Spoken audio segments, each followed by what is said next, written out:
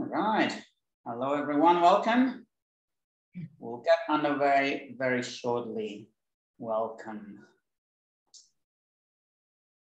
Oh, I can see many of you joining. Andrew, Brian, Bruna, Christine, Elandi, Jerry, John, and more. Welcome, everybody.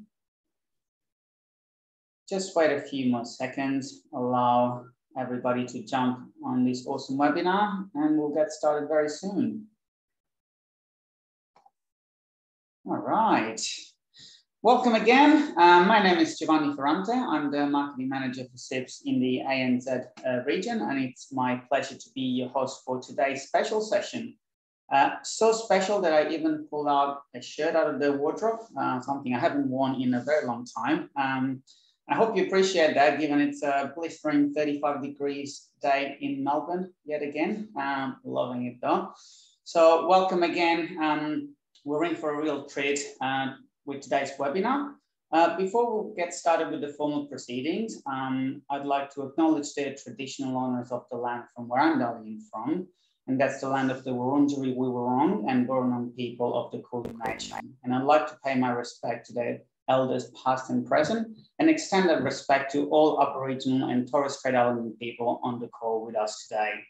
I'd also like to pay my respect to our Maori and Pacific people colleagues dialing in from New Zealand and all the Pacific Islands. And for all of our friends in New Zealand, kia ora and tēnā koutou katoa. So, what are we here to talk about today? Setting your team up for success. What an awesome title for a webinar.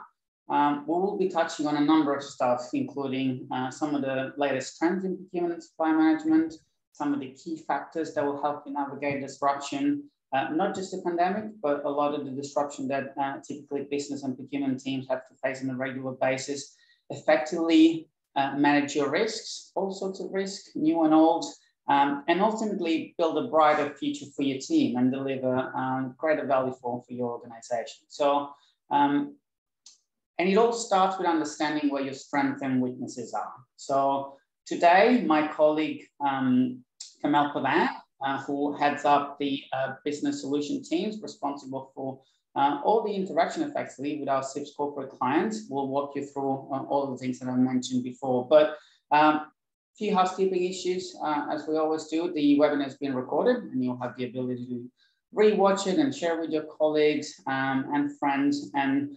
recapture the highlights of our discussion. There'll be plenty of time for Q&A at the end of the session. So please start submitting your questions throughout the presentation so that we have time to go through them. You can like the questions, and the questions that have more like will be the one answered first. And also, please do interact with us, the CIPS team. There's my colleague Sophia on the line as well, and with the other attendees. Just tell us where you're from. Tell us what you're hoping to learn from this session so that we can cater and address some of those things in the Q&A. Without any further ado, and without taking any more time out of my awesome colleague and her beautiful presentation, I'd like to welcome Kamel and hand over to you. Thank you for being with us today. Yeah, you're just too generous. Thank you so much. I'd like to echo Gio's sentiments and acknowledge the traditional owners of the land. I myself am on Wurundjeri Woi-wurrung land, and I pay my deepest respects to all Aboriginal and Torres Strait Islander people on our webinar today, and welcome everyone. I'd like to start by reiterating the purpose of the webinar as Gio initially presented. How can CIPS help to set up your team for success in 2022? So before we dive into this theme, I'd like to take a bigger or a picture really of the bigger perspectives and the issues that are now facing our profession. So what are the procurement challenges in 2022? Look, in a nutshell, it's disruption, technologies, transparency, and skills. And I'm sure that some of you may actually understand and certainly reiterate within your own teams that these are some of the priorities that you're looking at this year. How to succeed in 2022 or to set your team up for success, there are 5 important themes that you and your company should be focusing on. And they are prioritising risk management, investing in IT solutions, visibility in supply chains, procurement taking the centre stage, and building talent capability. This is my favourite, maximising your workplace talent. And this is where I do believe that CIPS can absolutely help you. So let's start with what are the global supply chain trends and what are the shifts that we are now seeing in today's environment.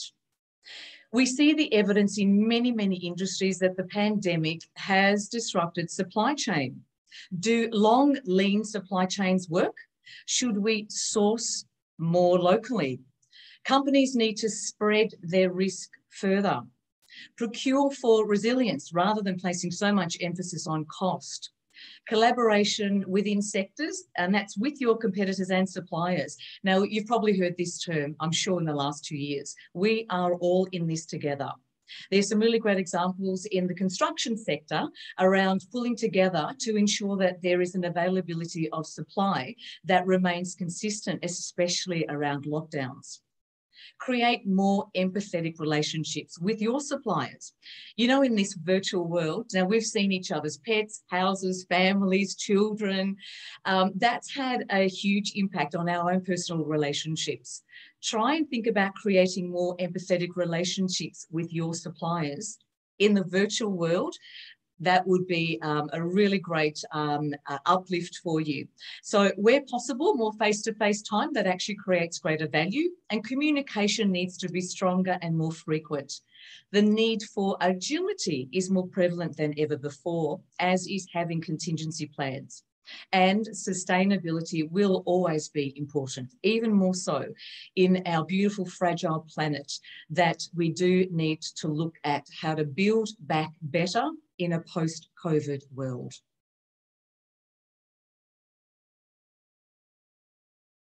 So what are the challenges facing procurement today in a disrupted marketplace? Well, the economic environment is changing at an absolutely rapid pace. We all acknowledge that. We don't know where the next issue will come from. The microchip shortage, for example, that's a good one to look at. In the pandemic, there were multitudes of people across the globe that have been buying laptops and IT equipment as we work from home. Now, this has caused a massive spike in demand for microchips, and now there's a shortage causing car manufacturers to halt their production lines. You think about how many of your own team members have purchased laptops and IT alone. Most things in cars and households have become digital. The Internet of Things boomed, and this has compounded the issue where we control our lights, our heating, all through our phones or through our home speakers. And we are by no means out of the woods in terms of getting a handle on the pandemic, when countries like India and Brazil, they're still struggling so much. In our region, Australia and New Zealand, we all know we're still trying to get an appropriate delivery set up for our rapid antigen tests. And some of you may have experienced that, as I have myself. Trade relationships are also more volatile than ever, as protectionist measures are already starting to happen. So the US, under the new leadership of Joe Biden, the UK's exit from the European Trade Union and the Euro, I should say, strained relationships in China, and you probably have been keeping abreast of what's happening with Russia and with Ukraine. It impacts us all in this interconnected world, and all these examples and more, they're all having a global impact on us. However, procurement professionals have always managed to navigate disruption. I'm sure you would agree with me there. Perhaps not always on a scale that we've seen recently, but procurement professionals are very well adept to finding solutions that we are facing in these challenging times. This is where the profession can really come into its own standing and demonstrate great core value.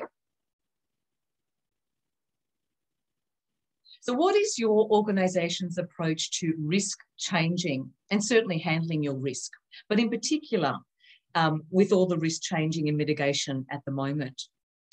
Recently, our group Global Director, Duncan Brock, he used to work for Mars Confectionery. He talked about a case study at Mars where there were some items for the company that they just could not afford to run out of. So Mars held high volumes of necessary stock. Now, we're all accustomed to, even in our own personal lives, you know, the buying up big of toilet paper and tissues. We're accustomed to buying now, or buying now and getting goods in a couple of days. But we cannot rely on the just-in-time model anymore. We are seeing organisations factoring in resilience into their own sourcing strategies. Now, whether that's buying more and storing it wherever possible, or seeking out a wider spread of supply lines across different regions. Supply chain will continue to be a driver. I'm sure you will acknowledge that. Now, we've seen this trend over quite some time as consumers are now more concerned about the provenance of their products, but not always aware of some ethical issues around low-cost country sourcing. Food is actually a really good example. Think about the supermarkets now in your local area, where they're using local farmers and local producers, and their USP within marketing is all about that proposition. And of course, build back better. We need to look at local supply chains to seriously aid our own economic recovery, and certainly those of businesses and companies that you work with at the moment. And thinking about yourself in your company, is it the role of procurement to generate social outcomes and minimise the environmental impact of business? Well, the discussion's over. We no longer have a nice to have, or consider that a nice to have or philanthropic business initiative is sustainability. It's a business imperative. The reality is that we are running short of vital resources at a greater rate than we are consuming them. We've seen in Australia alone, look at the recent wildfires, droughts, floods, they're all on a regular occurrence at the moment. And we can expect us to live through this pandemic and foreseeable future pandemics.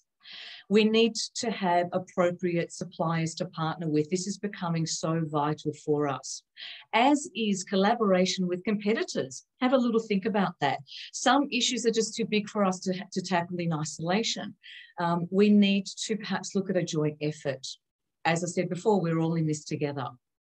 As a profession, we are seeing diversity within procurement teams continue to improve. Particularly, something I'm passionate about is the gender perspective. As an example, CIPS last year looked at how we can better support members with diversity within their own teams, and we held focus groups around the globe. And now CIPS has since launched the Equality, Diversity and Inclusion Hub on the CIPS website, and we continue to put ED&I at the heart of all we do. So that might be another suggestion. If you haven't already got ED&I, centerpiece of your workplace, you may certainly consider that as well. And being digitally connected in the profession, I don't think any of us can deny that. Essentially, technology enables us to be more efficient and effective, taking on tasks that are labour intensive, and we do like that, or adding intelligence to processes. Now, your company doesn't always need to invest in copious amounts of dollars for IT implementation. There are some really smart bot developments out there, or you can research how AI can bolt into your existing systems, and that can prove to be really cost-effective for your companies. I know that CIPS has looked at recently, I've seen some case studies in Supply magazine, that using fairly simple bots can help with internal users of procurement systems where they can improve the customer journey and the compliance areas. So we do need to be more digitally connected, and that's become certainly apparent in the last 12 months. I'm sure you would agree there. In 2022, we will, of course, see this continuing with more regular communication with suppliers, stakeholders, board members, team members, customers, all in a digital manner. Using real-time data is essential to track and trace disruptions, especially for us in our profession, and putting mitigation plans in place. Now, recently Vodafone released a case study demonstrating how it was leading the way in terms of digitisation, from real-time board reports to spotting where holdups were occurring in their PO processes, and also using AI, again, to trace commodity and component parts. And that really sped things up in terms of their effective responses and production. And of course, sharing data with suppliers and customers and our own teams, we now need to know that we have more discussions around mitigating risk and being digitally connected to be able to do that. So, maximising talent for 2022. On the screen there, these are the areas that we know the skills in our profession needs to focus for this year and beyond. So to maximise talent, this is definitely a focus of CIPS, and where I work in business solutions, we do certainly provide training in the areas of supplier relationship management, communications, effective negotiation, and certainly much more as part of our training offer. But obviously for you, it is great to consider that these are the stats now. In some cases, you've got over 50% of concentrated focus in the profession around maximising talent in these areas. So as global markets continue to face these unprecedented labour shortages across many, many industries and businesses, we will see the increased need to master external workforce management and to maximise our talent utilisation. Now, we all know how tedious and time-consuming and cost-consuming it is to engage staff. So wouldn't it be a great idea to certainly just focus on now, how do we maximise the wonderful talent we have in our groups right now? So to make the most of your existing talent, first, obviously, you'd need to understand what are the actual skills and how to empower your team with skills and knowledge where there are gaps. So I'd love for you to walk away after this presentation just simply understanding that we have a competency analysis tool. It can be set up for you, and you can actually use it to bring success by bridging knowledge gaps within your own business, company or organisation. So where to go from here? To help you maximise talent in 2022, CIPS has developed a tool, and that is to set you and your team up for success. Now, essentially, it's a skills competency tool. We call it the skills gap analysis. I think that's kind of fairly obvious in the name. But what is the skills gap analysis? Well, it's an intricate competency assessment tool which provides an in-depth assessment of your employees' procurement training needs and talents by giving you invaluable information to help you inform people development and strengthen your team. Look, in a nutshell, the skills gap analysis enables you to review your team's procurement knowledge levels, and it does help target your training spending. Are you on the right track? Are you actually providing the right training that's targeted for the needs in your organisation? And are you also on the right track to identify what I really love to say, the stars of the future? I mean, think about that. Think about some of the stars that you know are already in your midst right now that you're nurturing, the stars of the future of your company. So what's included in the CIPS skills gap analysis? There's a lot, but I just wanted to highlight these 5 areas. And of course, in our Q&A, I'm happy to answer any other detailed questions you may have. But essentially, the skills gap analysis it's an online multiple choice questionnaire.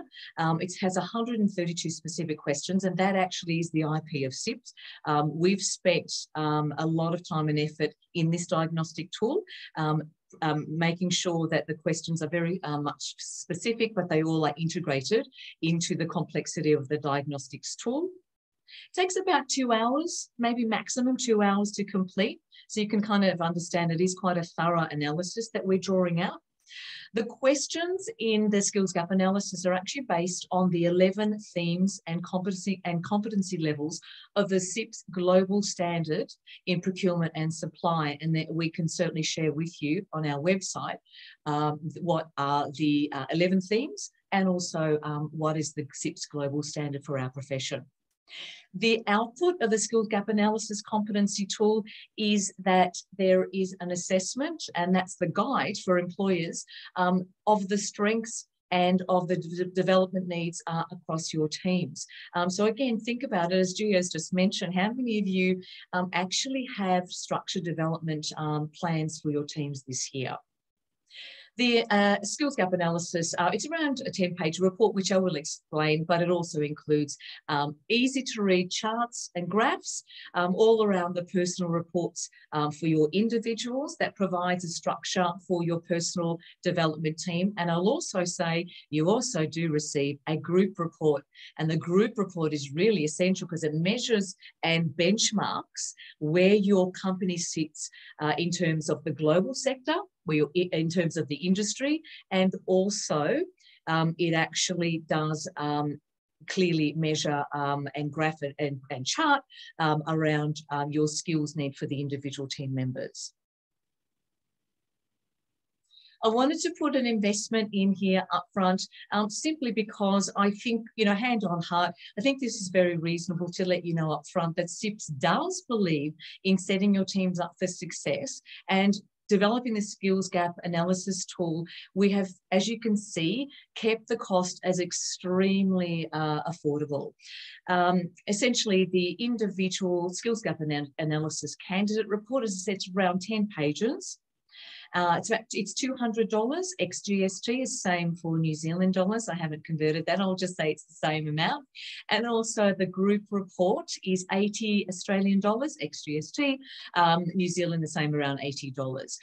There are no hidden costs. That's fairly much what the cost is to you. But again, just to emphasize, it's a really good start for you to understand where to with your own procurement teams. So I mentioned before the skills benchmarking, the global standard for procurement and supply, that the skills gap is all around. Basically, it does look at the 5 levels of competency. It's a holistic approach, and that actually works with your team. Of course, no matter what level the individual team members are.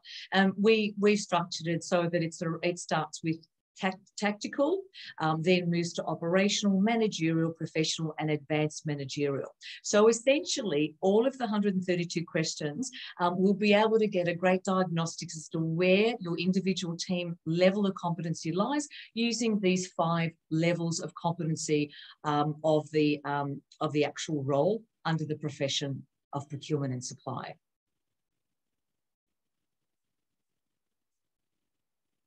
So, on this side, I thought I'd just make it really simple to just outline for you the benefits. These are the benefits to your company that are provided as part of the outcomes of the CIPS Skills Gap Analysis Competency Tool. So it helps target and prioritise training investment.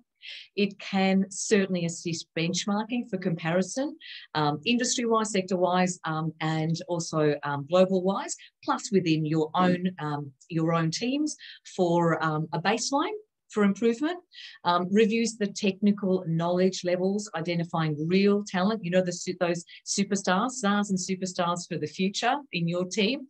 It identifies talent. It supports recruitment development and development plans for individual team members. It can help succession planning.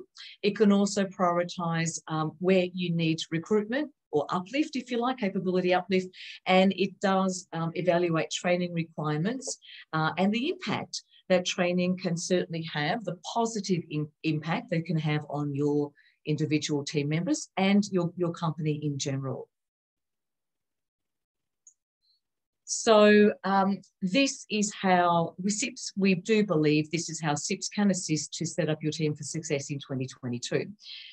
Using the Skills Gap Competency Assessment Report, you'll receive a customised candidate in competency report as well as the company feedback report, and both are aimed to provide you with a detailed, holistic review as to where you need to focus to maximise your talent of those styles, but certainly to bring the talent that you have that you think you can nurture in more of a holistic way, how to increase and retain the talent that you have.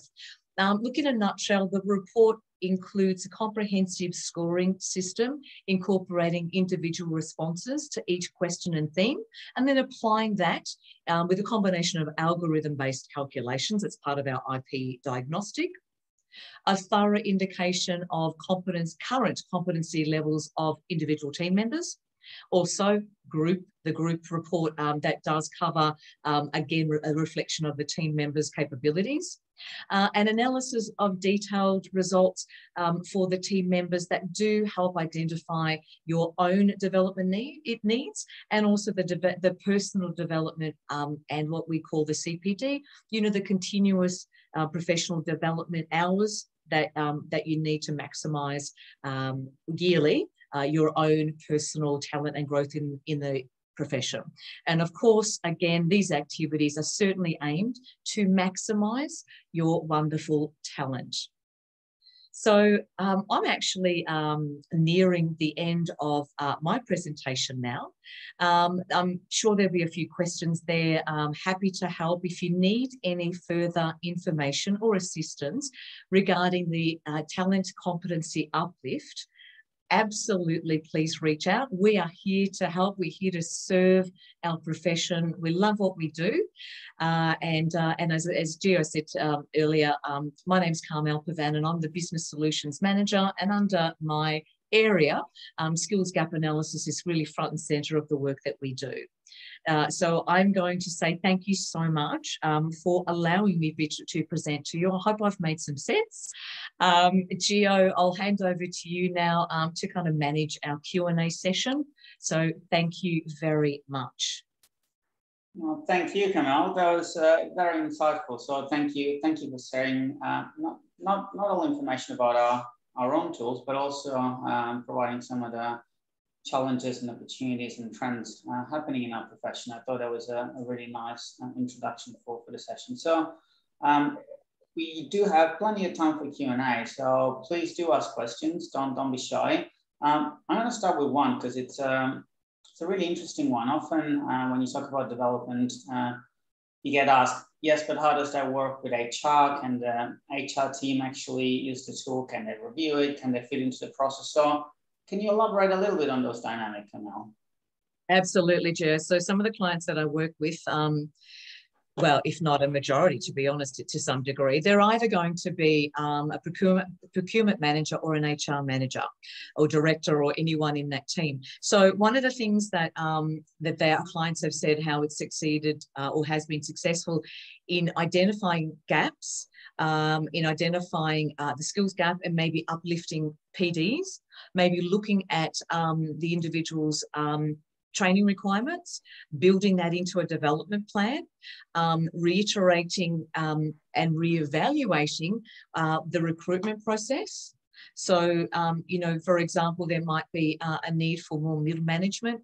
So there's training that some of the team needs for their uplift. And then there's also a gap that's been identified that the HR or the procurement manager or director has identified that actually there's a pretty big gap in their team where they may wish to either uplift with training or even look at maybe a restructure and, look at their own recruitment processes. It's served very, very well as a start, looking at the recruitment of teams by looking at it, as we said, the positives and also the gaps. Brilliant. Thanks, Camille. That makes a lot of sense. Jerry's asking whether we'll be sharing a copy of the presentation so that we can help him develop a business case. I'm sure Jerry, Camille will be more than happy to share the presentation with you. We can do. Yeah, we will send the details over and you can contact Camille directly. There might be bits and pieces that will need to get out, but surely we can share the presentation. Mary is asking, can individuals undertake the assessment and obtain their own report? Yes, Mary, no problem. Absolutely. Yep. I personally did my own. I'm not going to tell my manager that, but I did my own. Yes, yes, you can. I mean, look, in a nutshell, it does work really well if you obviously have a group, because then you can have a group report and there could be quite a few of you. But, you know, I haven't had any issue. We could just manage that for you as an individual. Things may change. You may see, Mary, that it does help you, and you might pass the word on. Yeah, as I said, it's a really nifty tool. It's really cost effective, and it's a great start to set your foundation. So I'd love to help. Absolutely, and we do work with clients that have a very small procurement team, as small as a one-man band, and you know, some of them have gone through that tool. So absolutely, you can use it as a tool to assess your own areas of learning opportunities, as we call them. Arun is asking, is this model based on technical competency or a mix of technical, managerial, and leadership competencies? Very good. That's a really great question. It's a mixture of all of those and more.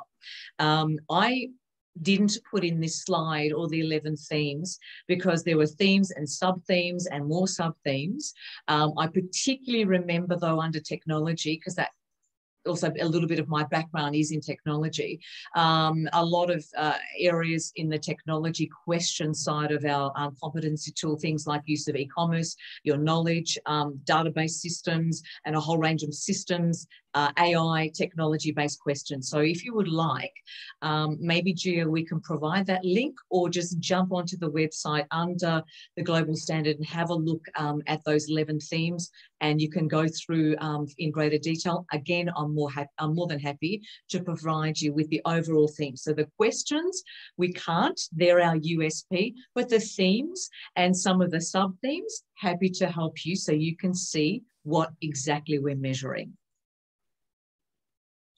Thanks, Kamal. And I'm just putting the link to our global standard document and tool. There's an online tool as well, which you can use, which is extremely user-friendly, and you can actually select different level of experience.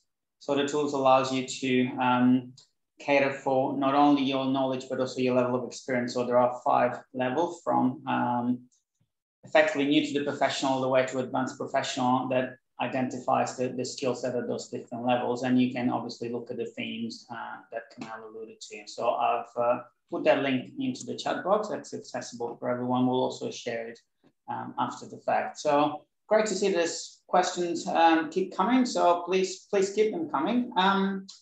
Magali is asking, Kamal, was the $200 for the assessment team? Sorry, it's a $200 for the team assessment, not the assessment team. For the team assessment of the individual one. So the $200 is the fee that is for the individual, or we call them the candidate, so the individual team member. The $80 fee is the group report. And what happens is, if you had 5, 10, 15, how many individuals, all of those individual responses are then fed through the diagnostic tool, and then you get the group report, which outlines, in a nutshell, the graphs and charts reflecting the individuals. So you get an individual detailed report, and you get a group report that measures all the people who participated in your team. So hopefully I've made that a little clearer. Yeah.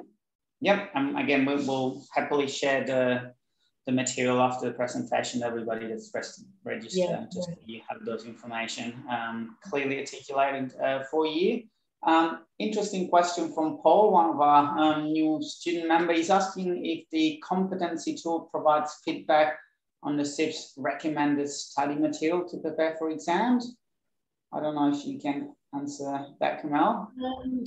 Look, no, it doesn't. And here's this is, I guess, as I said earlier, that the skills gap analysis competency tool does just that. It measures the competency, where you've got great skills and where you have gaps. What you do with that information, that's up to you. Now, of course, in our CIPS workplace, we do provide training solutions. You can have a look at So you might discover that, say, you know, there's an area that you personally want to have an uplift. So there's a couple of things. Do you want training? Do you need training? Do you think training will benefit you? Would you like that? If you're an individual, certainly you can have a look online. We have what we call our public or open courses, and they're per topic, and it's under training, and they're 2 half-day or 3 5-day courses specifically around a topic. So you might think, you know what, I could use more strategic sourcing and tendering. There's a course for that. The other side of that is where I work with my wonderful team, and we can talk to you as a group leader, as a manager, of where you might say to me, look, you know, Carmela, I think we've got gaps here. How can you help us with training? And that's where we'll put our hats on. We go through the diagnostic with you. We've got a procurement expert also within our, a few actually, who can talk about what the future looks like for your company as well. So again, the sky can be the limit, but training solutions is the best way that you can actually look at uplifting the capability requirements of your team through training. And again, it's your choice, but we're here to help you. Does that make sense? I hope that's fairly clear. Yeah, it does. And if I can add, Paul, just for your benefit, we do have a whole bunch of supporting material for students. It's a dedicated section on the website called the Student Zone. It has sample question, has a wealth of information, podcast, and more that you can access, as well as our YouTube channel. And we also have a dedicated social media group. It's called the CIPS ANZ Student. And that can help you get some insight from other students as well. Now, Jerry's asking, is there a sample report that could be shared just to have an idea on how the reporting is actually, or the output of the reporting? Yes, Jerry, was it Jerry? Yes. Yeah. Jerry, get in touch with me, absolutely. And we have a sample report for the individual and a sample report for the group that I'm happy to share with you.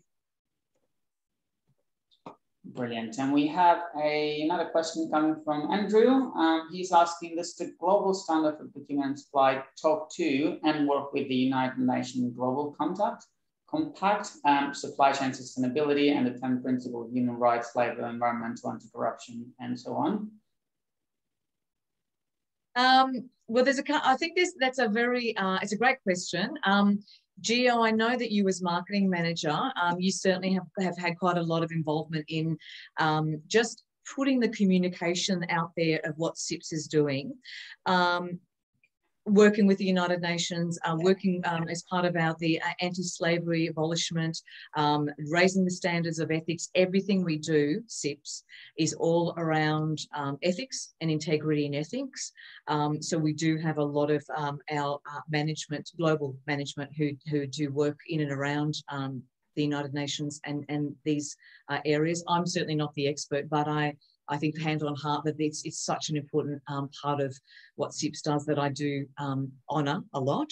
I can tell you that as a side issue that World Vision International is one of my clients at the moment, global not-for-profit. So we are working with them. We're doing skills gap analysis to help them because supply chain issues on the ground are life and death experience. It's a life and death issue, and lots of training as well. So I mean, that I can speak with because I do manage that, and I'm very proud to work with the level of that client. But lots of not-for-profits, we work for all types of sectors really. But Gio, did you want to mention anything again? Yeah, happy to sort of try and address some of the points, Andrew. The global standard is effectively a competency tool, and obviously some of those competency refer to things such as labour, human rights, and all those things. And for those themes, obviously there is input from a number of sources. So the document is updated on a periodical basis using subject matter experts, whether it's our own members, academics, or global thought leaders. And we use their input. There is plenty of external reference to that document as well. There are also elements within our portfolio of knowledge that's publicly available for our community, such as the ethical procurement and supply test that has a lot more of those elements. And that material has been developed in collaboration with the ILO, the International Labour Organizations, and the United Nations Global Compact. So there are pieces of work in which CIPS has collaborated definitely with those agencies. And yes, there are references in the global standard to some of those elements as well, under the theme that refer to that specific category. So hopefully that answers your question. But again, good to know that there is a dedicated e-learning module, which is free for all CIPS member on CIPS ethical and sustainable procurement. So that speaks to 3 main themes. So it's human rights, environment, and corruption. And there are a lot of useful information on that. Members can take a test as well and have their certificate as ethically trained. And it's actually one of the requirements to have your chartered status for CIPS member. So hopefully that sort of closes the loop, but thanks for the question, Andrew. It's a really interesting one. I think Maggie's got another question on sustainability. So Kamali, she's asking you to elaborate a little bit more on what do you mean by procurement owning the sustainability agenda? She's asking why not, business or policy owner? Because procurement do a lot of the day-to-day, the working with suppliers, the understanding who your contracts are with, what behind the scenes, and that's really, I guess, in a nutshell, one of the main reasons. You're the custodians of the relationships in general with suppliers, who you're choosing, who you're having contracts with, who you choose to partner with, etc., on a grander scale, and using sustainability as a major, vital theme under this kind of workplace, I guess, responsibilities that you have, feeding that back to, rightly so, to your management, to your team, your boards, because you're the ones who have all that knowledge. I think that's the one thing I just wanted to make it simple to you, that we're here to support. We understand what procurement's all about, and the group director, our global group director, Duncan Brock, often talks about how front and center procurement should be more front and center because of those reasons. And if I may add, yes. The answer is again similar to what you're giving, because we are in a unique place that allows us to effectively see the end-to-end business process. So if you look at it, the linear representation procurement sits pretty much at the start, where you look at business specifications and the requirement. You have the ability to influence what those specifications are. Business might tell you, I need this particular output. How you go about sourcing it, using circular procurement models, thinking about, waste management and, recycling, or all of life costing models for, goods and services that you procure. And you have the ability to influence the sustainability of your entire organization, not to mention on the client side, when you are yourself supplying to a bigger supply chain, you can actually contribute not only to making a difference from a supply perspective and a buying perspective, but also influence upstream your entire chain. Hopefully that answers your question, Maggie. Gio, do you mind if I jump in for one quick second, just to elaborate on just one point, Maggie, also, and I think I noticed something about ethics. I think it's, if you don't mind me mentioning right now, that the ethics certificate and ethics training and what we do is of vital importance, and any member of CIPS, it's free of charge. You can actually go through a 2-hour ethics package. There's tests, and you can actually receive an ethical or the ethics certificate. And as a company, you can do the same thing, and also then be on our global register to show the world and that you are that you do believe in ethical procurement, and that you have been recognised by the global body for ethical procurement. And you can use that certificate, the watermark that we give you, for communications and letting your suppliers know, your customers know, your clients know, because you've done the effort and you know what that's about, and be proud that that's something that you've achieved. So again, we're happy to help you with that as well. And we have a live example of that. I can see our GMs on the call. Sharon is about to jump on a presentation with Woolworth. We can say that because we've been allowed to mention their name, and they've just achieved their corporate ethics mark. So they've put all of their procurement team who's in contact and has to deal with suppliers and customers through that test, and they've achieved that business accreditation. So good on Woolies for doing that. It's a testament of their commitment to increase the ethical and sustainable footprint of their operation. So Maggie, really good observation. She is making a comment that I think procurement is an advisor to business and connector with supplier, but not a business decision maker. And that is absolutely fine.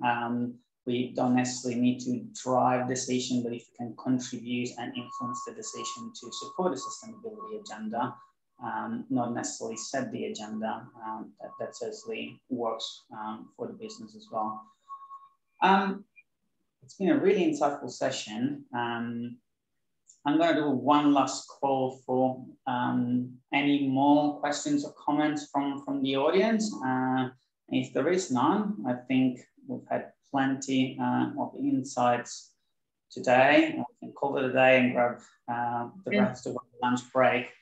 Yeah, and Gio, if you wanted to perhaps put on the last slide where a quick 15-minute, if any of myself or my team can help you, we could just do, there is a post-webinar survey, if you would complete that, if you want any follow-up of any, not just the skills gap analysis, but I guess any of the things we talked about, the ethics test, ethical certificate, and some of the other issues that we talked about.